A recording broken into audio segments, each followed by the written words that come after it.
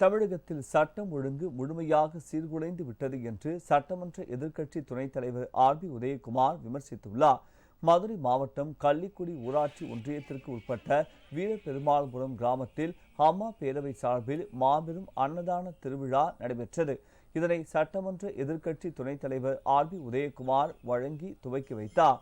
பின்னர் பொதுமக்களிடம் உரையாற்றிய அவர், தமிழக மக்களுக்கு பாதுகாப்பு அளிக்க முடியாத முதல்வர் ஸ்டாலின் ராஜினாமா செய்ய வேண்டும் என்றார்.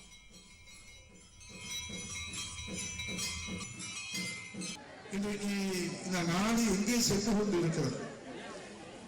இந்த மக்கள் காவலர்களை நம்பிதான், காவல்துறையை நம்பிதான் இருக்கிறார்கள்.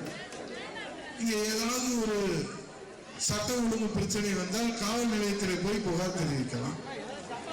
காவல் நிலையத்திலே சட்ட ஒழுங்கு பிரச்சனை வந்து அங்கே இருக்கிற ஏட்டு நம்முடைய காவலர் அவர்களே, என் உயிருக்கே பாதுகாப்பு இல்லை, என்னையவே உருட்டு கட்டையில உருட்டு எடுத்து விட்டானுங்க, நான் ஸ்டாலின் இதை பத்தி சொல்லணும்னு சொன்னா இதை எங்க போய் நம்ம அழுகிறது, எங்க முறையிடுறது?